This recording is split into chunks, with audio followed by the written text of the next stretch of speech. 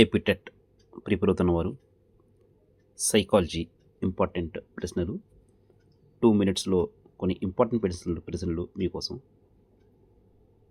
IQ education channel ద్వారా psychology most important practice bits అనేది like చేయండి, సబ్స్క్రైబ్ చేయండి.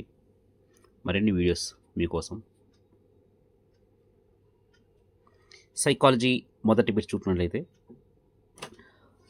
10వ తరగతి ఫెయిల్ అయిన అశ్విని అనే విద్యార్థిని ఇంటికి వచ్చి చిన్న పిల్లలా ఏడుస్తూ ప్రవర్తించడం అనేది ఏ రక్షక తంత్రంగా చెప్పవచ్చు? ఇది చిన్న పిల్లలా ఏడుస్తూ ప్రవర్తించడం అనేది ప్రతిగమనం. చూడండి, సి ఆప్షన్ ప్రతిగమనం. అంటే ఇది ఇందులో అయినా సరే మరి ఎక్కువగా బాధపడ్డం ఏ విషయంలోనైనా సరే ప్రతిగమనంలో వస్తుంది. ఆఫీసులో బాస్ మరి అవమానించడం కానీ, అలాగే పాఠశాలలో ఉపాధ్యాయుడు కొట్టడం కానీ ఈ విధంగా జరిగినప్పుడు ఇంటికి వచ్చినప్పుడు బాధపడడం అనేది ప్రతిగమనంలో వస్తుంది. C option the right answer. తర్వాత question number 2 on the screen. Psychology చూడండి, ఉద్వేగ కెదర్సిన్లో ఇమిడి ఉండే ప్రక్రియ ఏమిటి? ఉద్వేగ కెదర్సిన్లో ఇమిడి ఉండే ప్రక్రియ ఏమిటంటే అంతర్దృష్టి. ఏ ఆప్షన్ అనేది సరైనటి జవాబు. దీనికి మనం వివరణ చూసినట్లయితే ఉద్వేగ కెదర్సిన్లో అంతర్దృష్టి మరి ఇన్సైట్ అనే ప్రక్రియ ఉంటుంది.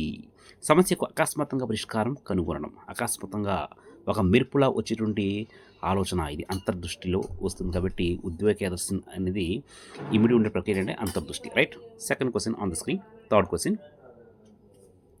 సరిగ్గా కదల్చలేకపోవడం అనేది అనమ్యత. అనమ్యత అనేది ఇందులో వస్తుంది. వివరణ చూసినట్లయితే వివరణ కండరాలు బిగుసిపోవడం వల్ల అవయవాలను సరిగ్గా కదల్చలేకపోవడం అనమ్యతలోకి వస్తుంది. కాబట్టి ఇది సి ఆన్సర్ అనేది రైట్ ఆన్సర్గా గుర్తించవచ్చు. తర్వాత fourth question on the screen.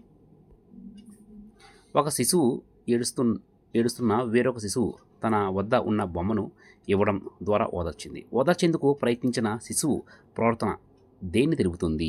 అంటే ఇది సాంఘిక ఉద్వేగ వికాసం తెలుపుతుంది. ఏ ఆప్షన్ సరైన జవాబు. చూడండి, ఏ ఆప్షన్ ఎందుకు సరైనదంటే వివరణ చూసినట్లయితే ఇతరుల బాధను అర్థం చేసుకోవడం, సానుభూతి, వారికి సహాయం చేయడం సాంఘిక ఉద్వేగ వికాసంలోకి వస్తుంది. కాబట్టి ఇది ఏ ఆప్షన్ సరైన జవాబు. తర్వాత fifth question on the screen.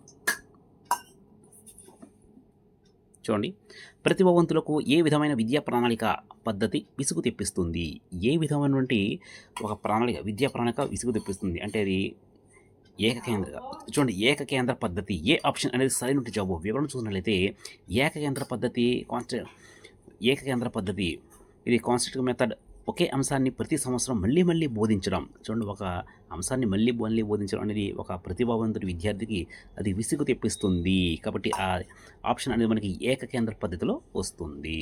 కాబట్టి ఇటువంటి మరిన్ని వీడియోస్ మీకు కావాలంటే లైక్ చేయండి, సబ్స్క్రైబ్ చేయండి ఐక్యూ ఎడ్యుకేషన్ ఛానల్ ద్వారా. Thank you watching this video. Thank you.